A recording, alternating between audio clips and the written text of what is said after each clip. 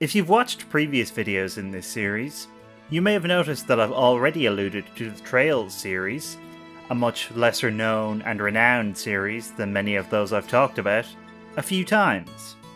The reason will be clear to anyone who knows these games. This series is a masterpiece of world building. There's so much detail in here, and it all coheres so well that the mind boggles. In fact, unlike most of the games I've talked about, where any influence is probably unconscious to a large degree, I've frequently thought deeply about the world of Zemuria when designing aspects of my own D&D setting, and even straight up based elements of my setting on things from Trails. Not to mention given serious thought to how a D&D game could be set in the Trails universe. So, pack your party bags, people, because tonight's going to be a large one, alright? Such a large one, in fact, that this is going to be in 2 parts, so that I can get it out quicker, and so this doesn't just become one unwieldy monster of a video. This first part is going to focus primarily on world building, which, as I've mentioned, is very much one of the big strengths of the series. Now, what this is not is an introduction to the Trails series. I've got a few of those linked in the description if you're interested, and I do recommend them in general if you are a newcomer. I also won't be assuming any knowledge about the series though, so this should work just fine whether you've played all the games or none of them. While I will be going into detail at times, it'll be the kind of detail that should be comprehensible to a newcomer. Relatedly, a quick spoiler warning before we start.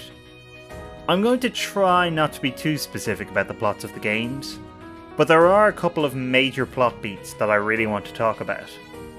I will put up some spoiler warnings where I'm about to touch on one of those, and I won't be talking about any of the games that haven't been released in English at the time of recording, not least because I haven't played them.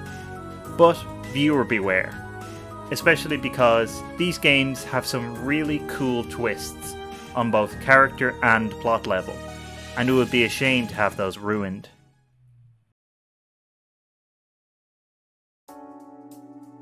One of the big selling points of the Trails series is the fact that, unlike your Final Fantasies or Fire Emblems, the games all connect with each other very directly and link up to form one big story, while also being fairly complete stories in and of themselves.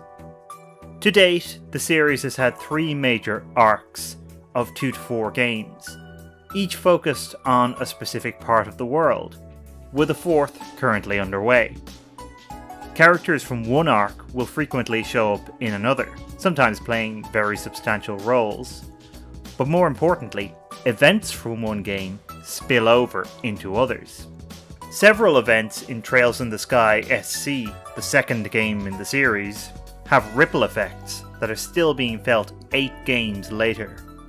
Trails of Cold Steel and Trails of Cold Steel 2 are set at the same time, give or take, as Trails from Zero, and especially Trails to Azure. And the effects of events that we see up close in one game are felt in another, or seen from a different perspective. So, to get into spoilery territory, I recommend skipping ahead to the time on screen if you haven't played either Azure or the first 2 Cold Steel games. The destruction of the International Bank of Crossbell and later freezing of international assets in Azure has an economic impact, which we see heightening tensions in Erebonia in Cold Steel, leading indirectly to the apparent assassination of the Chancellor, which in turn is something we hear about vaguely in Azure, but see very directly along with its fallout in Cold Steel 1 and 2. Crossbell's Declaration of Independence and Erebonia's Civil War are interconnected, affecting each other profoundly, and we get to see both in detail at different times. Now, if you're a particularly ambitious DM, your eyes may be lighting up at this point, as you imagine how all of your campaigns can feed into each other to tell one enormous story. Trouble is, for that to work, you need some very invested players, and some very regular play, to an extent that just isn't very practical for most people. Long-running broadcast campaigns can do it, because they have players and viewers who are committed for the long haul, but even then it's a years-long project that often takes up an incredible amount of time to plan, and disparate campaigns usually don't cross over to the degree that Trails does. In part, this is just because doing that risks making your players and their characters feel subservient to a different story, in which they have or had no part.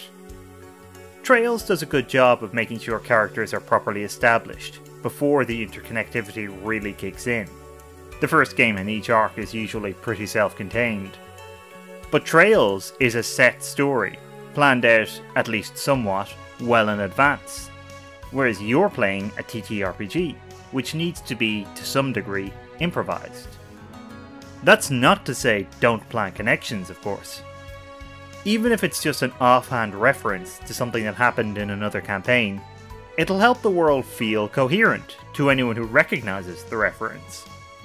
For instance, the first thing I ran in my campaign setting was a one-shot, and one of the PCs from that one-shot has since shown up in one campaign and been referenced in another, even though the actual story arc that one-shot set up hasn't played out yet. The two campaigns I've run in that setting have been taking place at the same time, and while they haven't crossed over directly, they've both been dealing, at least in part, with the fallout of a major recent event in the setting. Only one player other than me was in both campaigns, but they get to recognise the crossover and realise that their actions in one campaign can have consequences in another.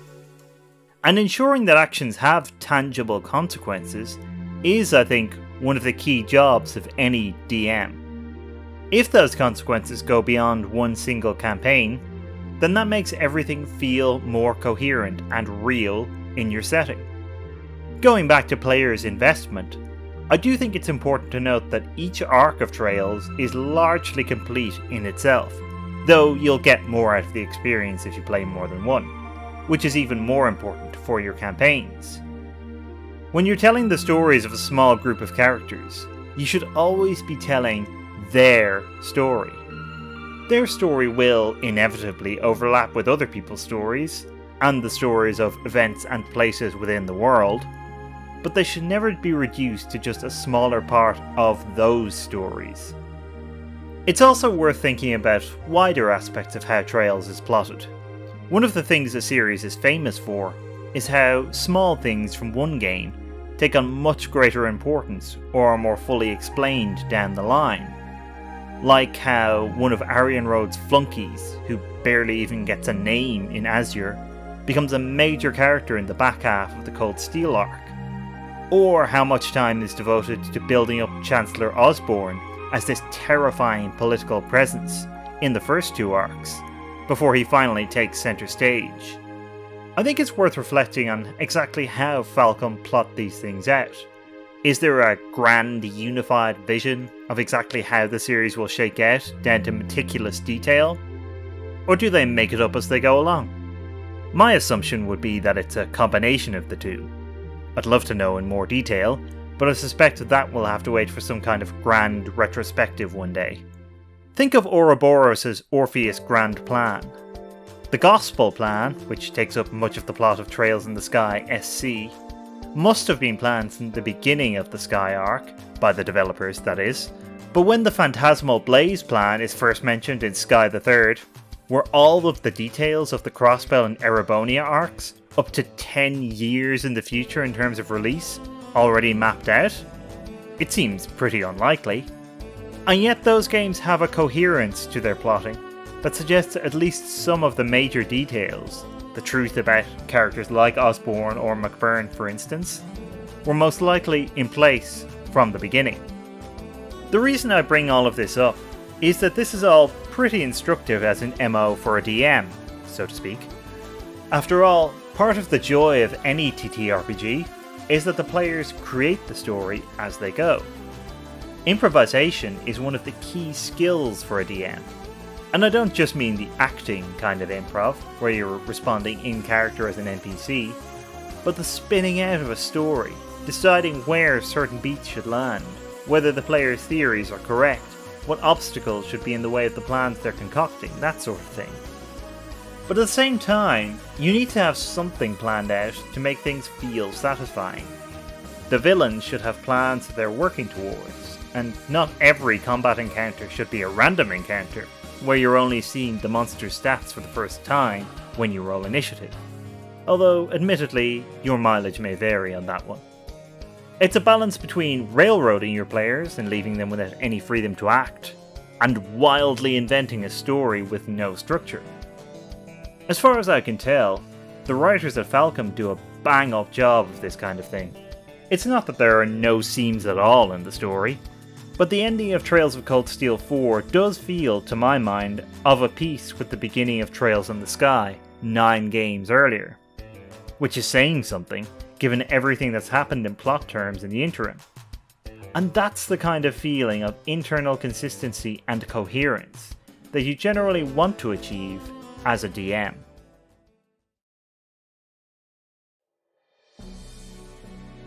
It's not a coincidence that the major example of plot interconnectivity I used earlier had to do with economics. I don't think I've ever played a game or series in which economic and other socio-political realities feed the story so much.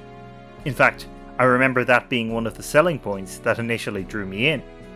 This is a series where a major twist, which upends the characters' worlds, can be delivered as an announcement at an international trade conference. And this economic focus is everywhere. There's the mayoral election in Rouen in Sky SC, relatively unimportant to the overall plot, but a brilliant piece of world building that shows the city as torn between its traditional maritime trade and the new economic imperative of tourism. There's character beats, like how Wald's background in the impoverished downtown district of Crossbell drives the frustration and obsession with bettering himself that is at the core of his character. Or how all of the members of the Imperial Liberation Front in Cold Steel have had their lives ruined in various ways by Chancellor Osborne's expansionist reforms. Then there's wider geopolitical realities that underlie the story, like Liberal's tenuous position after the 100 Days War 10 years previously, which underlies the plot backbone of Sky FC, or the Crossbell problem, Crossbell's position as an economic powerhouse, which is simultaneously claimed by and lies directly between two militarized superpowers, which is at the root of quite a lot of what happens in the Crossbell arc and almost everything that happens in Azure, as well as continuing to be an issue throughout the Cold Steel arc, despite the changing position of Crossbell. There's that interconnectivity again. Both those examples are useful as well, because they're so built into the worlds and stories of those games. So many NPCs that you meet have an opinion on the 100 Days War or the Crossbell problem, driven by their own position and biases. And of course, our protagonists are inherently connected to them. Estelle's mother died in the war, and her father was pivotal to ending it, while Lloyd's late brother essentially dedicated his life to fixing some of the symptoms and manifestations of the Crossbell problem.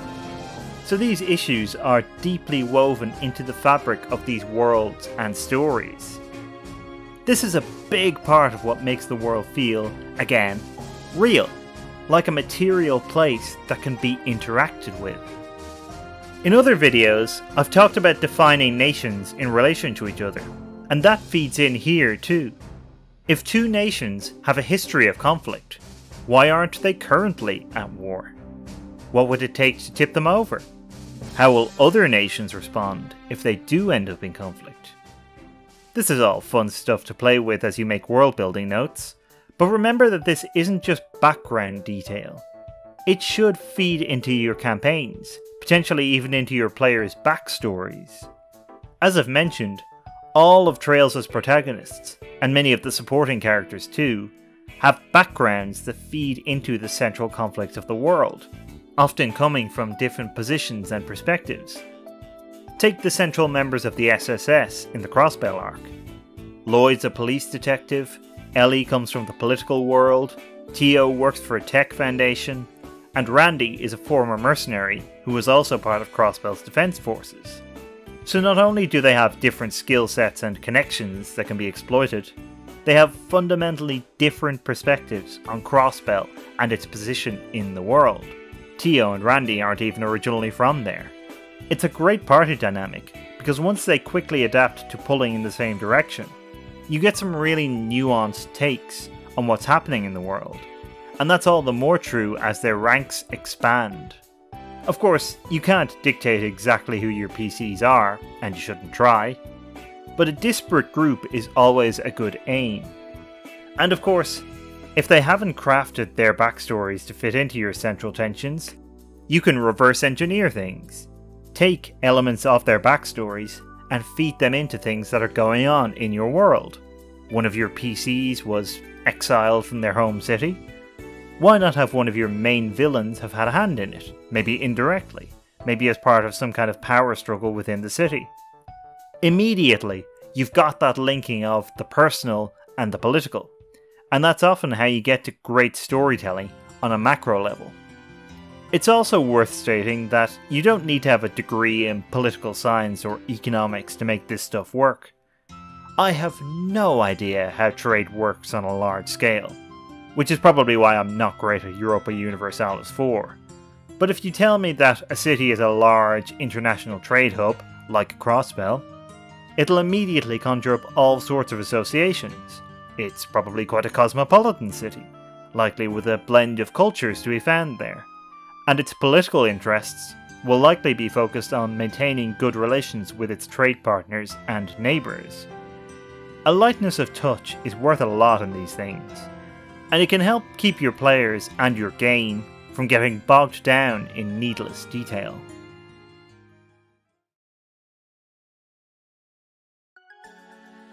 The thing is, for all that I've just talked about linking world building and plot, a lot of what makes Trails' world building so good and so believable is the fact that not everything is ultimately of huge significance. In fact, this is a series that puts an inordinate amount of effort into things that are ultimately not all that important to the big plot stuff.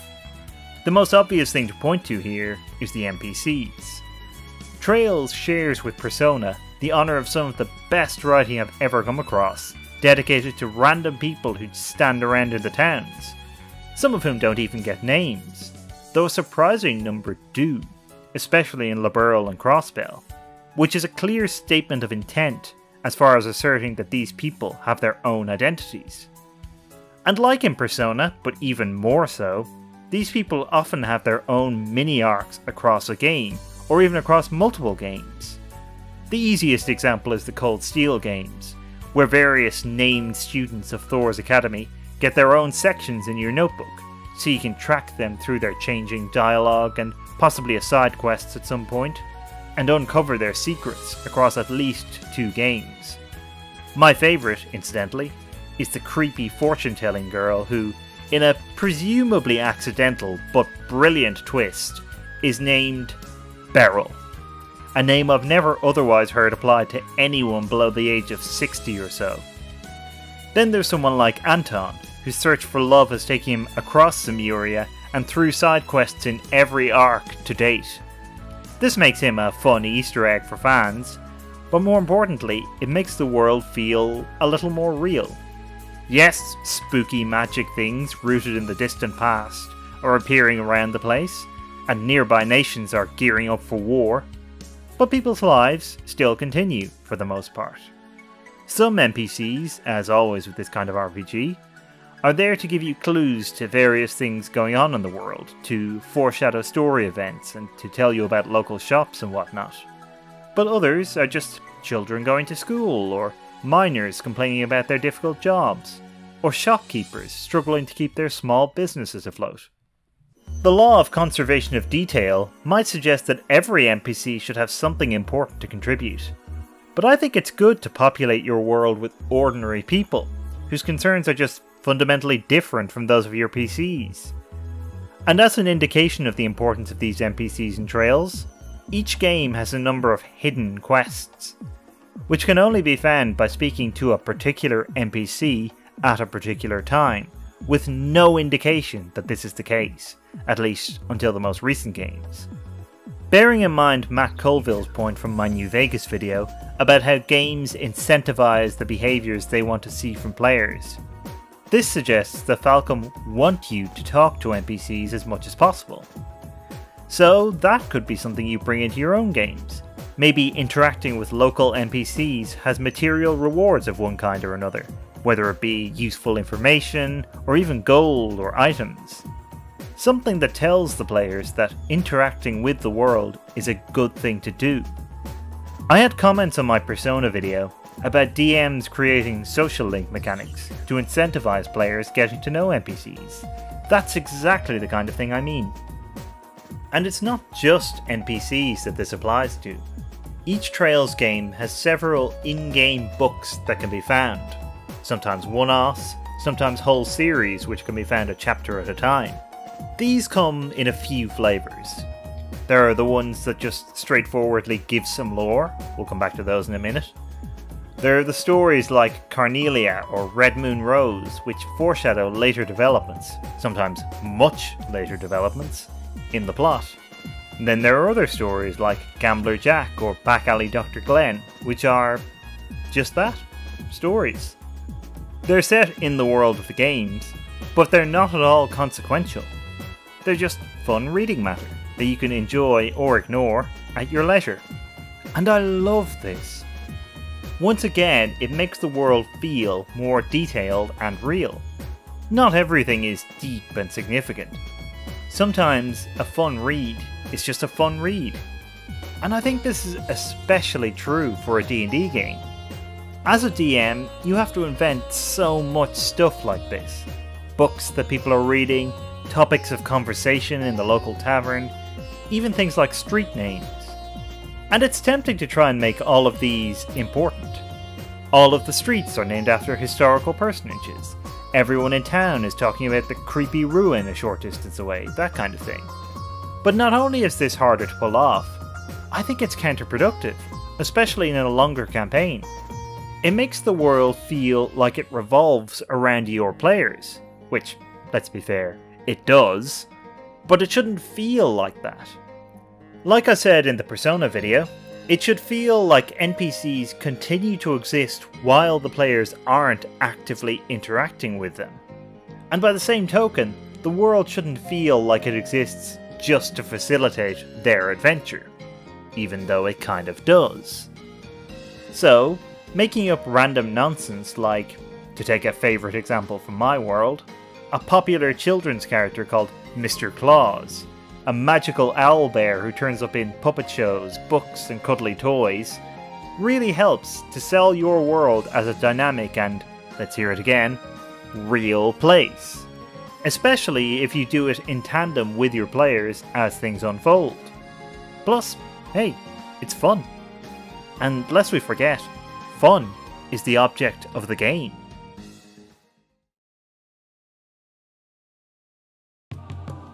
Now let's come back to that other type of book, the history books and encyclopedias that just lay out lore for the player. These are a handy shortcut, especially in later games, for getting the player to understand how Zemuria works, the technology available for instance, along with important aspects of world history and the basics of the various nations. And chances are, stuff like this is going to turn up in your campaign as a source for important details about the world. You might even have the kind of party who want details on the titles of these books and their authors, who may well be NPCs who can be found in the world. These are, again, helpful in making the world feel alive. And it's nice to have a source of information about the world that makes sense within that world. But, if you have time to prepare, you can go a step further by actually writing out passages from these books, and either giving them or reading them to your players. It's helpful for immersion, but it's also a fun way to build details about your world. For instance, I like the idea that, just as in the real world, historians are not necessarily reliable narrators. that they may be subject to unconscious bias or have access to only partial information, and you can make that subtly clear in how they write. Whether or not you use this to deny the players some information is another matter, and probably to be judged on an occasion-by-occasion basis, since it could end up feeling unfair, especially if these books have taken a lot of effort to acquire. But it's a fun way of making your players aware of certain dynamics in your world and, say it with me, making it feel real. For instance, in my world, warlocks are virtually unknown, they're very rare, and any hint of warlockery is investigated thoroughly by the Church, who are not big fans of trafficking with otherworldly entities, unless you're doing it their way. So since one of my players was planning a warlock character, I wrote out a couple of short chapters from a book on warlocks, written by a named NPC in my world, that their character had come across and was using to try to recreate a ritual. But the information presented is partial, in both senses, because the author is working off fragments of information buried in legend, and exists in a cultural context that is hostile to warlocks. So that tells you something about how history works in my world, and how warlocks are regarded, in a more effective and interesting way than if I just outright told the player these things. There is another kind of collectible book of sorts within the Trails games. Each country has its own newspaper, and those newspapers are fun and valuable sources of information on what's happening both locally and internationally. Issues come out regularly throughout the games, especially after big story events. They tend to start out by setting the scene fairly broadly, but as the plot unfolds and the scale of what the heroes face grows, or is more fully revealed, they gradually pivot to covering story events as they happen. It's a nice way of reflecting the growing scale of events and providing different perspectives on what's happening. And I think it's a fantastic resource to use in a D&D game. You may need to think about what form it takes, of course. What we would recognise as a modern style newspaper might not fit your setting, so it could be a newsletter sent out to well-connected individuals about the happenings of the day.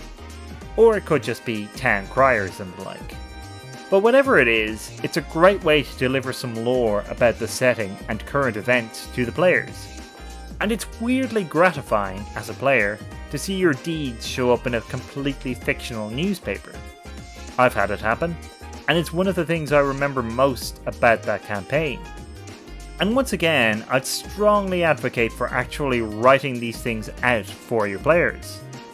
I've been writing a monthly newspaper for my players in an ongoing campaign, which so far doesn't tie too directly in with what they're doing, but gives them hints to things going on elsewhere, some of which do have a bearing on what they're involved with. You don't need to insist your players read it, and it's probably not a good idea to assume they'll go through it in minute detail, but you can find ways to reward them for doing so. Perhaps the information in there is important to figuring out some mystery that's going to face them in the future. Once again though, I would say that ideally, the writers of the newspaper should be named NPCs, as indeed they are in the Trails games, and they should not be omniscient or free of bias. At the beginning of Trails from Zero, the SSS go to rescue some children from a sewer, but run into trouble, and end up getting helped out by noted badass and local heartthrob Arios McLean. And in a media climate that is already primed to disdain the police and revere Arios, all for good reason, this gets painted in the local newspaper as the SSS bumbling into a situation they were unprepared for, and having to be saved. It's not totally inaccurate, but it's not really fair either, and so much of the rest of the game is devoted to the SSS winning over the public from this initial poor impression, until ultimately they too are regarded as heroes. That's a great example of how a newspaper report can give you a sense of public opinion, and what's going on more generally in your campaign, and reflect the changing times over a campaign. Look, there's a lot to say about Trails, and I have quite literally not even said the half of it yet. So, here we come to the end of part 1. Be sure to join me in part 2 to talk pacing, powerful NPCs, the importance of history, and that great music you've been hearing in the background. In the meantime, if you've enjoyed this video, please do hit like and subscribe for more like it. I know YouTubers say this all the bloody time, but it really does help. Trails is a lesser known series, but if you know a Trails fan, chances are they're a big Trails fan. So please do share this around if you think it's worthwhile, because this is a video that definitely has a built-in audience. Until next time, goodbye friends.